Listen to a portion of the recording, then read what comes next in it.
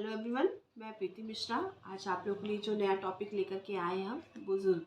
जो हमारे बुज़ुर्ग हैं, अगर उनको कोई प्रॉब्लम होती है स्वास्थ्य से संबंधित, फाइनेंशियली प्रॉब्लम, कोई अगर उनको टॉर्चर कर रहा है तो वो क्या करें, कहाँ जाए, कहाँ शिकायत करें। तो इसी से संबंधित हम आप लोग को आज ये टॉपिक बताएंगे कि जो बुज़ुर्ग हैं, बुज़ुर्ग के लिए गवर्नमेंट ने बहुत अच्छा एक्ट एंड रूल्स रेगुलेशंस बनाया है। वो उस अधिनियम के द्वारा जाकर के अपने सारे अधिकार ले सकते हैं। आप जो बुजुर्ग है, बुजुर्ग शब्द को इसमें जो है उन्होंने एक्सप्लेन कर दिया, एक वर्ड दे दिया जिसे कहा गया है वरिष्ठ नागरिक। वरिष्ठ नागरिक कौन हो सकते हैं ये भी मैं आपको बताऊंगी कि वरिष्ठ नागरिक कौन है, उनको कौन से ऐसे अधिकार दिया है। आप लोग से मैं ये भी कहना चाहती हूँ कि आप प्लीज़ मेरे चैनल्स को सब्सक्राइब करिए और जो मेरा वीडियो दिया गया है, वीडियो मैं कोई भी बनाती हूँ, अगर आपको पसंद आ रहा है उसको लाइक ज़रूर करिए प्लीज़। और जो है आप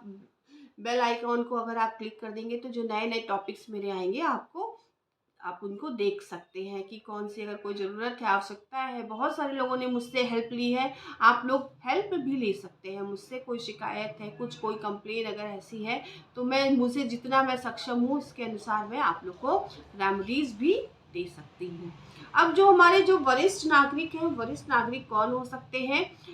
गवर्नमेंट ने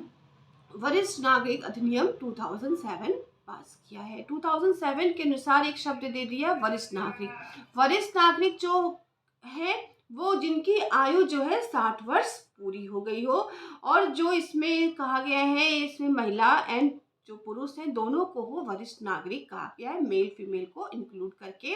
सीनियर सिटीजन्स को कहा गया है। हमारे भारत के जितने भी नागरिक हैं, नागरिक को ही वरिष्ठ नागरिक इस अधिनियम के द्वारा वरिष्ठ नागरिक को अधिकार दिए गए हैं। लेकिन ये कुछ ऐसे बुजुर्ग हैं जो हम आप सबको पता है घर में ही हम लोग के साथ रहते हैं। हमारे जो है माता पिता भी हो सकते हैं, सास ससुर भी हो सकते हैं, दादा दादी, नाना नानी, बहुत सारे ऐसे जो अननोन हैं जिनकी कोई संतान नहीं है, वो अगर वो भी बुजुर्ग हैं, उनको भी इस अधिनियम के द्वारा बहुत सारे अधिकार दिए गए हैं। अब सुप्रीम कोर्ट ने तो बहुत अच्छे ऐसे कई केसेस में डिसीजन दे दिया है कि अगर कोई भी बुजुर्ग को परेशान कर रहा है तो हमारा जो थाना इंचार्ज है, थाना प्रभारी है, हमारे थाना जो आसपास का जो थाना है, उनका कर्तव्य है कि तुरंत उनको जो है ऐसे बुजुर्ग की सहायता करके उनको उपचार प्रदान करे। चाहे स्वास्थ्य से संबंधित हो, फाइनेंशियल कोई प्रॉब्लम हो, परिवार का कोई इशू हो, या संपत्ति से उनको घर से निकाल दिया गया है, उनको ज़बरदस्ती उनको ओल्ड एज में रखा जा रहा है, तो ऐसे में सुप्रीम कोर्ट ने गाइडलाइंस भी बना दिया है कि ऐसे बुजुर्ग को तुरंत उपचार दे करके और उनकी सहायता की जाए। अब बुजुर्ग जो है इसमें अपनी शिकायत कहाँ दर्ज करें?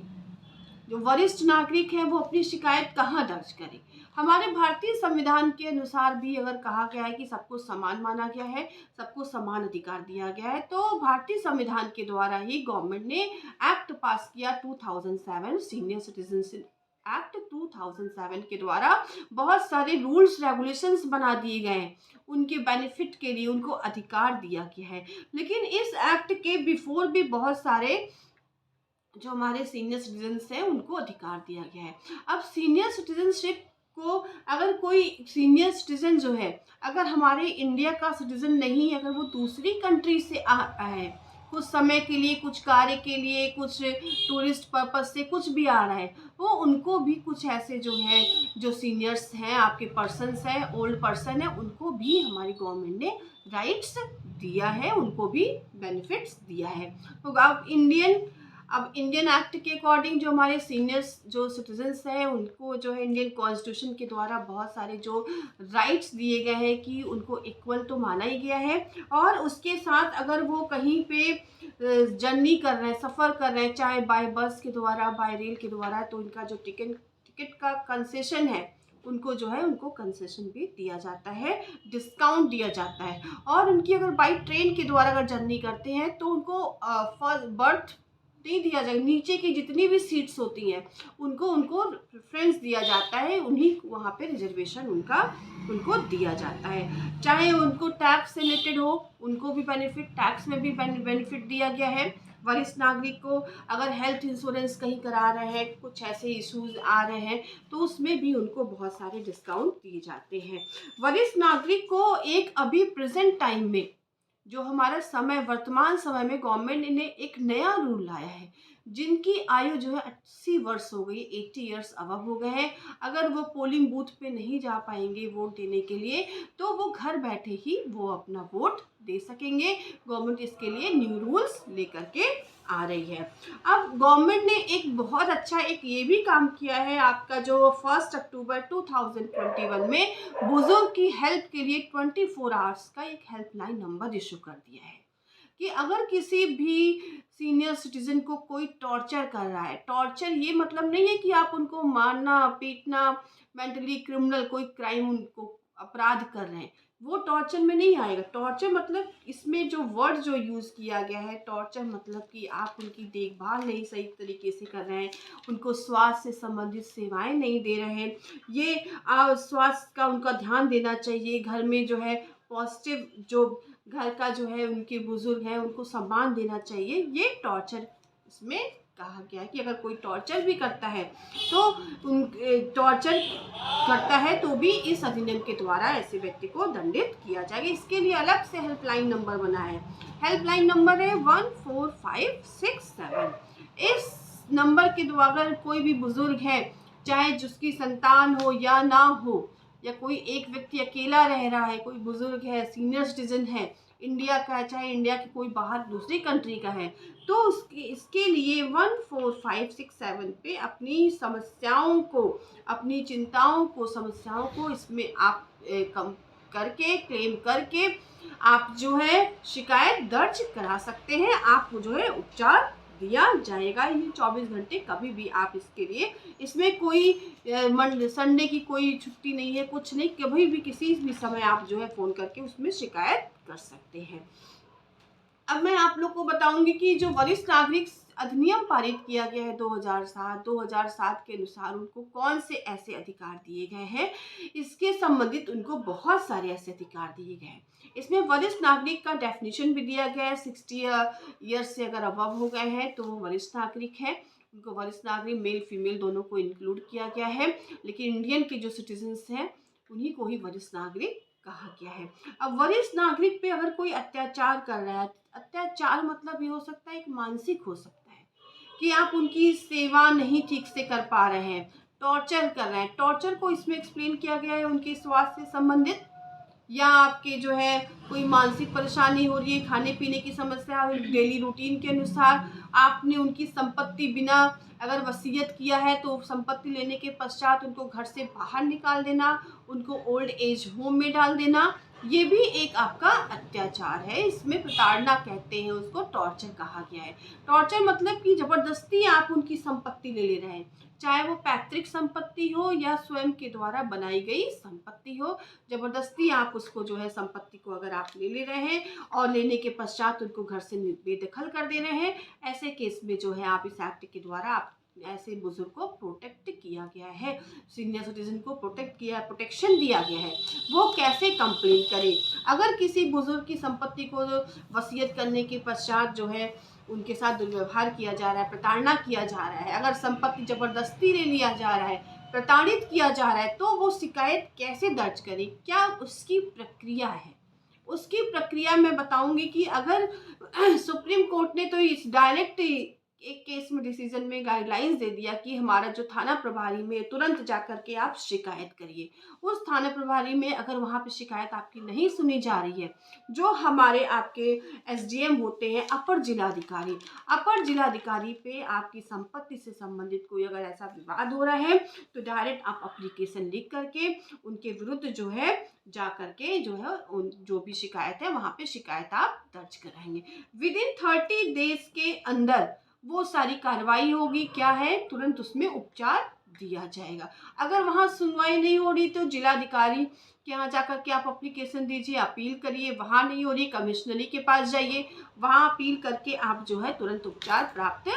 कर सकते हैं। सुप्रीम कोर्ट ने ये भी कहा है कि अगर कोई ऐसा व्यक्ति है जिसकी कोई संपत्ति नहीं है, उसका कोई देखभाल नहीं करने वाला है, संपत्ति लेने के पश्चात ऐसे बुजुर्ग चाहते हैं कि चलो ठीक है, संपत्ति चली गई, मुझे कुछ नहीं चाहिए, मैं खुश हूँ, लेकिन आप उनके भरण पोषण के लिए मैक्सिमम फिक्स किया गया है 10,000 रुपीज़ पर मंथ आपको देना आवश्यक है, आपको देना ही पड़ेगा। अगर आप सक्षम हैं, आपने उनकी सारी संपत्ति ले ली, उन्होंने कंप्रोमाइज कर लिया, तो ऐसे केस में 10,000 रुपीज़ पर मंथ आपको देना होगा। अगर कोई भी ऐसा संपत्ति किसी ने जबरदस्ती ले ली, आपने उनके नाम संपत्ति कर दी है, उसके बाद आपको टॉर्चर करना शुरू कर दिया है, आपकी कोई देखभाल नहीं हो रही है, ना स्वास्थ्य से संबंधित, ना खाने पीने की, कुछ नहीं, तो ऐसे केस में इस एक्ट के द्वारा पूरा प्रोविज़न दिया गया है। प्रोविज़न ये दिया गया है कि अगर किसी ने डीड करा लिया हो, प्रॉपर्टी को ट्रांसफ़र करा लिया हो, कोई भी चाहे गिफ्ट के द्वारा विल करा लिया हो या ट्रांसफ़र डीड करा लिया हो या कोई भी प्रॉपर्टी से कोई भी किसी भी तरीके से उससे ले लिया हो, तो ऐसे जो हमारे सीनियर सिटीजनशिप है, इस एक्ट के द्वारा उस संपत्ति को पुनः वापस ले सकते हैं। पूरा उनका अधिकार है, उस संपत्ति को उनको पुनः वापस दिया जाएगा। जब तक वो जीवित हैं, चाहे वो पैतृक संपत्ति हो या स्वयं के द्वारा उन्होंने अर्जित किया था वो संपत्ति, कोई जबरदस्ती उनसे नहीं ले सकता है। सुप्रीम कोर्ट ने गाइडलाइंस करके ये कहा है कि अगर ऐसी किसी भी ऐसे सीनियर सिटीजन का प्रॉपर्टी किसी ने ले लिया है, तो उनको तुरंत वापस कराया जाए किसी भी तरीके से, जिससे कि जो है बुजुर्गों को उनको अधिकार दिया जाए। या कोई ऐसे केसेस होते हैं, उनको घर से बाहर निकाल दिया, उनका कोई बेटा नहीं है, जैसे वो उनकी कोई संपत्ति कुछ नहीं है, उनके पास कुछ नहीं है, तो अगर उनके बेटे हैं तो बेटों का कर्तव्य है कि उनका जो है वो भरण पोषण करें। बिना संपत्ति भी नहीं है, फिर भी उनका भरण पोषण करना आवश्यक है। आप जो है अपनी शिकायत दर्ज करना हो तो बुजुर्गों के लिए एक अलग से हेल्पलाइन नंबर है। सेकेंड है कि आपके जो थाना प्रभारी हैं, आपके जो नियरेस्ट आपके जो है थाना है, उसमें जा कर के आप कंप्लेन कर सकते हैं। थर्ड है कि आप जो आपके हैं एसडीएम है, अपर जिलाधिकारी है, आप वहाँ पे एप्लीकेशन दे करके आप अपनी शिकायत वहाँ पे दर्ज कराएंगे, तो उसके पश्चात आपको उपचार दिया जाएगा। ये नहीं है कि 60 वर्ष के पश्चात आपको सारे आपके अधिकार खत्म हो गए हैं, आपके सारे राइट्स खत्म हो गए, अब तो सब बच्चों का तो है ही है, लेकिन फिर भी जो है हमारे गवर्नमेंट ने बुजुर्गों को बहुत सारे ऐसे अधिकार दिए हैं, उस अधिकार से उनको कोई भी वंचित नहीं कर सकता है। और कोई भी ऐसे केसेस होते हैं, अगर आपको ये वीडियो पसंद आ रहा है, कोई ऐसे बुजुर्ग हैं जिनको सहायता नहीं मिल रही है, जो आपकी 24 घंटे हेल्पलाइन नंबर है, उस हेल्पलाइन नंबर पे ज़रूर आप कॉल करके सहायता लीजिए। अगर आप लोग को ये वीडियो पसंद आया है तो आप लोग कमेंट बॉक्स में कमेंट करिए और मुझे बताइए कि वीडियो कैसा लगा। अगर किसी को सहायता भी चाहिए तो आप कमेंट्स कर सकते हैं, जिससे मैं आपकी भी हेल्प कर सकती हूँ। और प्लीज़ मेरा वीडियो जो है पसंद आए तो लाइक ज़रूर करिएगा और सब्सक्राइब करिएगा, और ज़्यादा अच्छा लगे तो शेयर भी कर दीजिएगा। Thank you very much.